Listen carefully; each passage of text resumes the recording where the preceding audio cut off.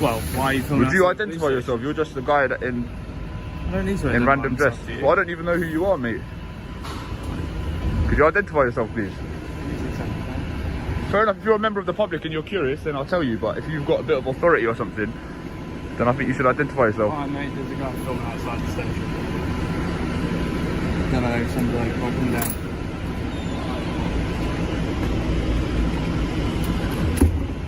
You just come from the gym or something? No. Sorry, who are you? Right, I'll tell you who I am. My name's PC Allen. The video opens with tension from the very first second. A plainclothes officer confronts a man who is simply filming outside Southwark Police Station, a completely lawful activity. Instead of beginning with a polite inquiry, the officer demands answers aggressively and immediately frames the filming as suspicious. The auditor calmly explains that he is documenting matters of public interest, how taxpayer money is spent, the upkeep of public buildings, and police interactions. But the officer refuses to accept the explanation and instead insists on identification, something the public is not required to provide unless legally detained. This sets the tone for a deeply flawed interaction rooted not in law, but in ego and assumption. I'm not here for an argument or to antagonize anyone. I don't really understand why you're filming outside the station. I've explained matters of public interest. People are interested in how their tax money is being spent, the upkeep of the building, interactions with police officers. From my perspective, right? Yeah. Terrorist risk at the moment is substantial. Okay. It's quite strange that as a member of the public, you're stood outside the police station filming. Yeah. So what are you implying? Do you think I'm a terrorist? So what exactly are you filming? I've explained it, sir. Right. So the terrorist risk is substantial, is it? When was the last time a police station was attacked by a terrorist? Luckily, not recently. Well, do you actually know when was the last time? No. Okay. It's a bit of a strong word to be using. Alright, guys. You right, mate? Hello, good morning. Morning. I'm well, yourself? How are you? Can you not surround me, please? Okay, what's going on? I'm just filming. For why? Matters of public interest. Go on, what are the public interests? I've already explained it to... Okay, well you can explain it to me. What would you like to explain to us? Do you want to explain to me? I've already explained it to this... As backup arrives, the situation unnecessarily escalates. Multiple officers surround the auditor, creating pressure and intimidation despite the absence of any crime. The officers repeatedly ask the same question, "Why are you filming?" Even though the answer has already been given multiple times. Their body language becomes increasingly hostile, crossed arms, close proximity, and dismissive tones. Instead of recognizing that public photography is legal and protected, they treat the auditor as though he is inherently dangerous. The reference to a substantial terrorist risk is thrown out without evidence, used as a tool to pressure compliance. This moment perfectly illustrates how authority, when unchecked, can shift a harmless situation into a manufactured threat. Where their taxpayer money is being spent, stuff like that. Okay. Is that all good? I don't need to give my name. That's true. Would you mind giving your name? I can if there's a policing purpose for it. But Well, yeah, do you not have to identify yourself, sir? Yes, I was a police officer. Well, I don't know if you're a police officer, to be Didn't say fair. that at all. Well, if you're asking me questions, you might have some... It's just weird that you're recording outside a police station at this time of day with nobody. I've explained, man. Would you mind identifying yourself? Section 43, yeah? So have you got to be reasonable suspicion that I'm a terrorist? Section 43. Right, what suspicion have you got that I'm a terrorist? Alright then, go on then, get on with You're it. going to be searched on section 43. Alright, what suspicion have you got that I'm a terrorist? The fact that you're recording outside a police station. Oh, I hear that, I'm I hear gonna that. search you. No, you can. Yeah, it's just a bit weird that you're searching that. You're standing outside a What police suspicion? Take this off as well. Can I just leave it there? Yeah, put it on the floor. Yeah? Take this off as well. Yeah. Section 40. This is where everything collapses. One officer suddenly declares a Section 43 Terrorism Act search, claiming reasonable suspicion solely because the auditor is filming a police station. But UK law is explicit: officers must have specific and intelligence-based suspicion that a person is involved in terrorism, not just a feeling. Filming a police building is not, and has never been, grounds for a Section 43 search. Yet the officer immediately lays hands on the auditor, orders him to remove items from his body, and begins a fully unjustified detainment. This moment is the legal breaking point. The search is unlawful the second it begins. What grounds have you got that I'm a terrorist? Alright, you're doing something. What are you expecting to find? What are you expecting to find? We're not sure yet. Police I'm gonna station is search you. obviously a high risk What you're of expecting to terrorist find? threat, and that is why we decided to search you today. Alright? High risk of terrorist threat. What? What does that mean? What have I done that's suspicious? Good behaviour. As I've said, you're filming outside of a police I've explained station. why I'm recording, sir. You've not given a good reason for why you're doing so. I've said massive public interest to upkeep of the building. How people... No, you could do a freedom of information request if you really felt that way. Freedom of information request what? What am I requesting? None of you got body worn camera on. Yeah, I do. Okay, thank you. So what were you expecting to find on yourself? Do you mind if I grab the phone, yeah? Yeah, I love to. Alright, so what were you expecting to find on me? What were the grounds for the search? Do you mind answering the question? How many times have you been filming outside of the police station? I'm not going to answer that question. So what were you expecting to find on me?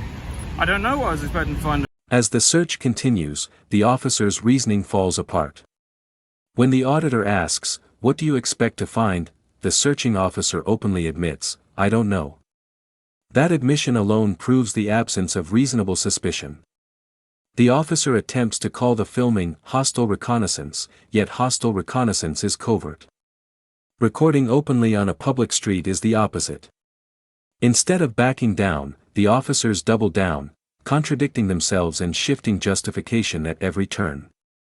This shows the disturbing reality of how police powers can be misused when officers don't fully understand the law or rely on intimidation instead of evidence. Why was Police officer introduced? a power to search Why was someone who Section they 43 reasonably introduced? suspect to be a terrorist. Reasonably What suspect do you is a 2 out of 10 Okay. on the register. 2 out alright? of 10. So what do you reasonably suspect of me being a Because terrorist? you're filming outside this of a how- police is this how you detain a terrorist? Police stations are obviously Why have you not a put me in cuffs high then? Why have you value not put me in cuffs? I target would for hope that- terrorists. So from our perspective, we're wondering why you're stood out here filming, doing something which we would I'll consider explain, sir. hostile reconnaissance. It's not hostile alright? reconnaissance. Someone doing hostile It reconnaissance could would be, do it covertly. and that's why we suspect and why we need to search you. Hostile reconnaissance would be done covertly. It doesn't have to be. Take that back. It doesn't have to be, but... So why was Section 43 introduced in the first place? See, that's the thing. A lot of people got nothing to do. I was doing my breakfast. So what have you got to do? Unlawful searches? Is that what you do, yeah? Have you got nothing to do with your life? I've got nothing to do with my life. No, COVID's got us doing stuff like this.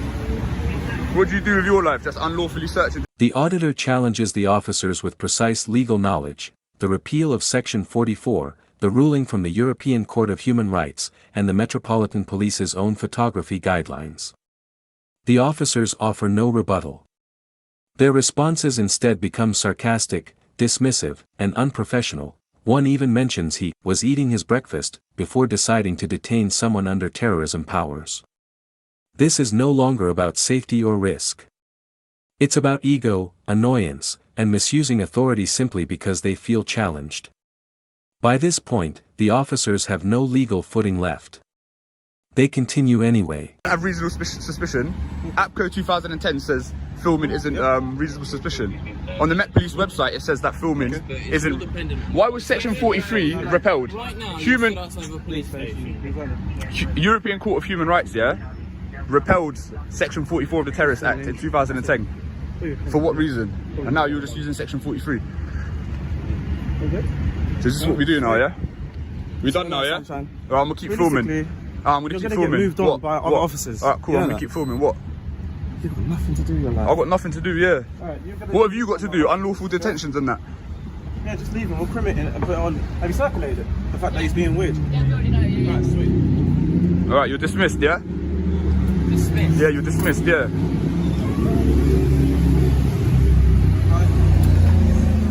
Yeah, I am, yeah. Okay. After a full search, unsurprisingly, the officers find nothing, because there was never any legitimate suspicion to begin with.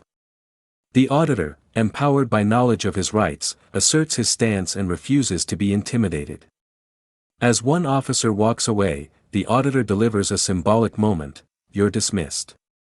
It highlights the complete reversal of power. The officers knew the search was unjustified, but continued to push it anyway. Not a single officer apologizes, acknowledges the mistake, or attempts to explain themselves. Instead, they try to save ego by labeling him weird over the radio, another sign of their discomfort after being proven wrong. Spent interactions with police constables.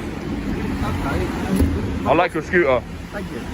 But what's the purpose of the In the politest way possible, I've literally just explained it. No, I know you have, but Thank you. I don't understand what it is that you're. So I'll repeat it if you want. No, you can, yeah. So matters of public interest But it's kind of pertaining vague. to the upkeep of the building, It's a bit- interactions with police constables, Okay. and how people's tax money is being spent. Okay. And what's the purpose? And then, a dramatic shift occurs. PC Blair arrives on a scooter, calm, respectful, and genuinely curious. He doesn't crowd the auditor, doesn't accuse him, and doesn't invoke terrorism or suspicion. Instead, he listens. He acknowledges that filming in public is legal and asks questions without hostility. His tone is professional, his body language open, and his approach rooted in dialogue instead of intimidation. This interaction proves that the issue was never the filming, it was the behavior of the earlier officers. PC Blair demonstrates exactly how policing by consent is supposed to function: transparency, communication, and respect. The video ends with a powerful contrast. The auditor praises PC Blair's professionalism, emphasizing the importance of recognizing good policing alongside bad policing. Blair provides his ID immediately and clearly, fulfilling his duty without hesitation. No ego, no hostility, no threats.